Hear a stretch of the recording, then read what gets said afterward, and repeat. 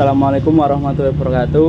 Waalaikumsalam warahmatullahi wabarakatuh. Sebelumnya perkenalkan Mas, kami dari kelompok 10 yang beranggotakan 5 orang.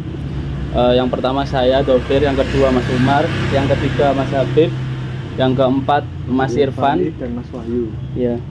Di sini kami kelompok 10 ingin mewawancarai tentang kewirausahaan yang diberikan tugas oleh dosen Pak Wildan. Baik, langsung saja. Yang pertama, sejak kapan mulai berjualan ini martabak? Untuk mulai berjualan martabak dulu saya awalnya ikut orang dulu Mas, ikut orang di tahun 5 tahun yang lalu. Berarti tahun berapa itu? 2019. Nah, 2019. Setelah itu saya ikut di Banyutono, di Banyu Bening tepatnya, di baratnya rumah sakit. Nah, setelah 3 tahun saya mulai kuliah di sini, terus semester 3 itu mulai ke sini, mendirikan di sini sendiri, punya usaha saya sendiri. Jadi saya mendirikan di sini punya saya sendiri, kemudian saya rintis sendiri. Itu 2 tahun yang lalu. Jadi Februari pas itu besok genep 2 tahun. Kalau tentang modal bagaimana Mas? Kalau modalnya? Terkait modal dulu awal sekitar 12 jutaan Mas, itu udah sama kontrakan. Soalnya kalau kontrakan di UIN itu juga lumayan murah. Setahunnya di sini kemarin dapat 7 juta. Oh, 7 per juta. tahun. Terus kemudian alat-alat dulu awalnya belum pakai gerobak Mas, awalnya pakai meja, jadi ini agak murah, ketemunya 12 juta. Tapi kalau tambah gerobak mungkin ya 14-an untuk modal awal semua. Iya Mas. Oke, yang kedua, Masnya kenapa memilih usaha martabak ini? Saya milih martabak itu dulu awalnya karena gini, martabak itu bukan usaha yang gampang ditiru, kemudian bukan usaha yang kayak usaha musiman. Soalnya udah terbukti kan martabak kan dia masuknya tradisional food kan Mas. Nah itu udah terbukti bertahan lama. Maksudnya udah dari kita kecil dulu kan udah ada martabak sampai sekarang kan Mas. Bukan kayak usaha-usaha sekarang yang kayak apa ya, contoh usaha musiman kayak coklat atau apa makanan apa yang musiman itu kan langsung hilang. Kalau martabak kan udah terbukti bertahan. Selain daripada itu mungkin karena sulit untuk ditiru Mas. Jadi tidak semua orang bisa. Kalaupun modal buka tutor YouTube atau media sosial mungkin kesulitan Mas. Jadinya itu. Gitu. Yang ketiga, menu apa yang paling diminati dalam pelanggan untuk membeli ini? Kalau di area sini yang saya jualan sini yang paling diminati itu martabak manis. Lebih ke martabak manisnya, ke keju coklat. Khusus menunya. Yang keempat, apa resep khas yang Anda andalkan untuk jualan ini? Untuk resep khasnya ini sebenarnya Mas, martabak ini pakai resepnya martabak Bangka. Martabak Bangka. Ya, dulu soalnya saya belajarnya di martabak Bangka. Tapi tak namanin martabak Makbul itu biar nggak kayak gimana ya Mas, kadang masyarakat mandangnya kayak martabak Bangka, nanti kan ada stigma tertentu kayak martabak Bangka gini lah. Mungkin kalau ada yang nggak suka nanti malah jadi nggak netral kayak gitu. Tapi untuk menu utamanya resep utamanya itu dari martabak Bangka. Meskipun ada dari martabak manis, beberapa bahan itu tak ambil dari martabak Tegal, martabak Jakartanan gitu kan. Saya juga belajar yang Jakarta, terus martabak Bandung sama Tegal. Tak ambil kelebihannya. Campur berarti ya komposisi Mas. Kalau martabak manisnya ngambil dari Tegal. Dari Tegal. Beberapa resepnya. Yang kelima, apa tantangan terbesar dalam berjualan martabak?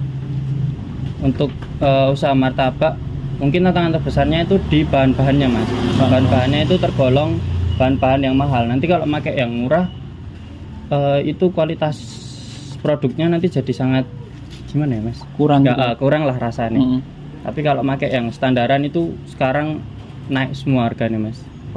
Rata-rata naik dari telur, bahan utamanya Mas, telur, tepung, itu telur ayam sama bebek naik semua drastis.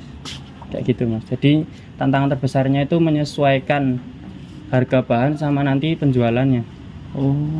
Soalnya kan di sini lingkungannya juga lingkungan mahasiswa, jadi ini nggak bisa kayak di tempat umum gitu jual yang agak tinggi harganya, nggak bisa. tantangan itu mungkin. Oke. Yang keenam, pengalaman menarik apa yang Mas pernah alami dalam berjualan? Dalam berjualan pengalaman menarik itu ketika saya mulai mendirikan usaha sendiri. Jadi dulu itu saya ngontrak, saya benar-benar modal nekat, nggak punya apa-apa, nggak ada modal apa-apa. Terus saya minjem uang di bank, tapi saya juga mencadangkan motor. Jadi kalau sekiranya mencadangkan, jadi sekiranya nanti usahanya gagal, motor saya jual buat nutup yang di bank, kayak gitu. Pengalaman di situ. Jadi saya merintis sendiri, terus apa-apa juga sendiri. Dulu kan pakai meja itu ngelasi sendiri, dudukan sendiri semua, tak sendiri. Mungkin di situ pengalaman. Berarti Masnya juga punya alat las juga ya? Alat las kebetulan teman punya, makanya tak bawa sini, tak buat ngelas sama teman. Kalau untuk basicnya dulu ya, alhamdulillah sebelum ini sekolahnya SMK otomotif, makanya bisa. Dasarnya tahu kan? Iya, banyak yang buat sendiri dulu pas awal buka. Oke, yang terakhir, apakah ada rencana mengembangkan usaha ke depannya?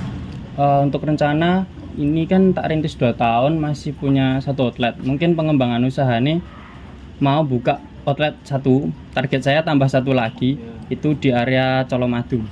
Oh, di area Colomadu. Kenapa kok milihnya di daerah Colomadu? Di sana juga tempat tinggal saya sendiri. Oh iya. Rumah saya kan sana. Terus saya udah punya rencana tempat. Ya awalnya di kelurahan saya sendiri, tapi ternyata udah ada yang buka, dan yang buka itu teman saya martabak juga. Jadi kayak nggak bisa terus pindah. Tapi sekarang udah ada lagi. Kayak gitu, Mas. Tapi yang membedakan martabak ini sama martabak lain apa, Mas? Menurut martabak Bangka sama martabak lain itu utamanya di teknik pembuatan sama bahan-bahan. Bumbunya udah punya ciri khasnya masing-masing. Tapi kalau misal harga nih bahan pokok martabak manis naik, misal pakai tepung lah, tepungnya naik, itu sewaktu-waktu harga martabak manisnya bisa dinaikkan gitu apa enggak? Nah itu sulit, tantangannya di situ, Mas. Biasanya kalau kayak gitu ngakalinnya torsi. Enggak, kita kurangin modal bahan-bahan yang lain, terus kita beli tepungnya yang agak banyak, jadi main volume, Mas. Kalau kita beli banyak kan otomatis harganya nanti agak berkurang sedikit lah. Kayak gitu. Tapi bahan-bahan yang lain kita kalahin dulu, dikurangin dulu modal yang buat bahan yang lain. Buat bagi modal itu ya berarti? Iya. Mungkin sekian ya dari kelompok 10. Terima kasih untuk Mas Akbar juga yang sudah meluangkan waktu untuk kami wawancarai. Siap, sama-sama. Ada yang mau disampaikan? Cukup, Mas Umar? Sudah cukup. Baik, terima kasih Mas. Assalamualaikum warahmatullahi wabarakatuh. Waalaikumsalam warahmatullahi wabarakatuh.